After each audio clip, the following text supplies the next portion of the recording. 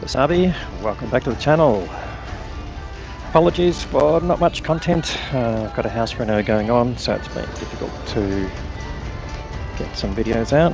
Let's hope this won't get too much noise through the microphone. Okay, we are on Stick Yankee and we've got Leisha on from Lemon Clan in the Super Pershing, or the T26E4. He is in a tier 9, tier 8 battle. That makes him bottom tier, but hopefully his frontal armour will stand up. Let's see how this plays out.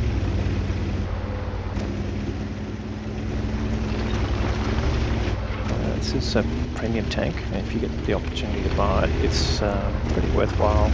It's got strong performance in same tier battles, and these already bouncing stuff.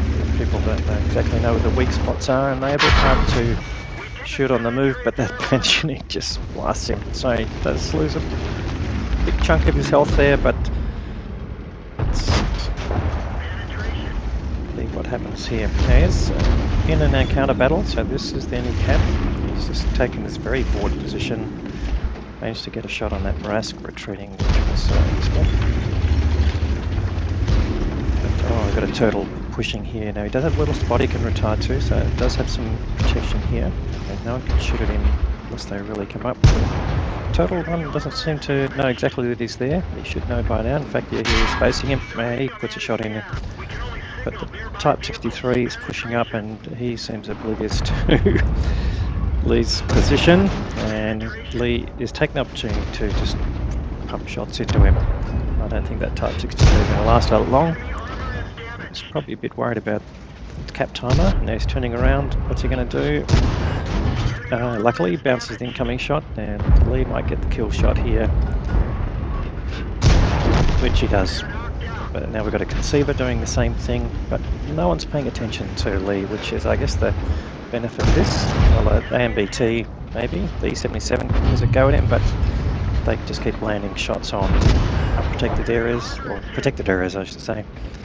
And even the AMBT is trying to get rid of him, but he's sitting there on 431 hit points, and he's just punishing these people. He's got 2.5k damage already, and over a k of assisted damage. And you see 77, once the tanks are distracted and they're facing a different way, you know, then other tanks can come in and do their damage without fear of being shot at.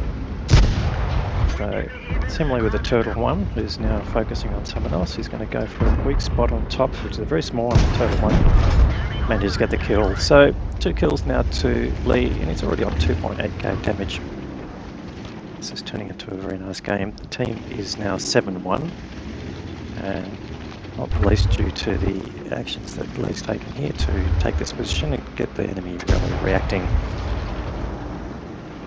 Tanks are sitting back, then they're just looking for targets of opportunity, but in this case by sitting on the cap and putting some cap pressure on, even though we know counters a very slow acting cap, it did make these various enemy people think that they had to do something immediately, which has really put them in the firing line.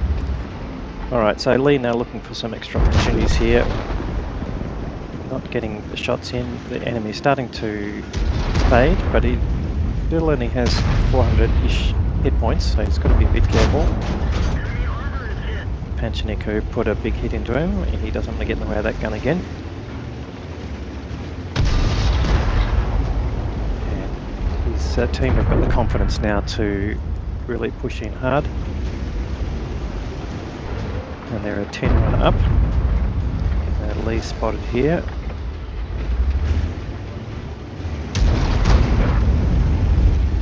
But everyone really trying to get some damage now that the enemy's folding. Now 10-1 up. Now he's going to push into where he saw the forest spirit, getting a bit dangerous. So now he's got a possible shot on him. Oh, misses the shot unfortunately. Now he's just going to have to be a bit careful coming around the corner. There's only 2 vehicles left, the Borsig and the forest spirit, so he's got 3k damage. Can he get a little bit more? That's the question. And he'll just go for the top of the forest spirit. Yeah, gets the kill. That is 3 kills there to Lee. And in fact, that's the end of the game. Well, a short game, the merry one. Let's have a look at the details. 3.3k of damage, 3 kills. 3.2k of bouncing, so nice symmetry there. 1.3k of assisted, so we've got just around about 5k of combined. Was a great result there. All right, steel wall, not surprising, and the ace tanker mastery badge. All right, let's have a look at the team score. All right, it's finished well on top there with 1500 base experience, 1502 in fact. Next best being an object 752. These guys were in the middle there with him, or at the railway station. And a Toro doing 3k, but obviously shooting from a bit way back, so not getting his own spotting. And that all helped to steamroll the enemy, who only really got one kill out of that, which was the Contradictious. And it was unfortunately the Blask who got knocked off, but nonetheless a really top result there for Lee's team and Lee in particular. All right, let's have a look at the detailed cost, etc. He ended up firing 20 shots, 17 hits, 15 pens. He was firing at some top tier tanks there. Did have a platoon bonus running there, which gave him some nice income, and his expenses were absolutely minimal, so a very tidy profit there of 168k. And as you can see, fairly short game, 4 minutes and 38 seconds, which I guess is par for the course at the moment. Anyway, another great game there from Lee. Appreciate people sending me the content.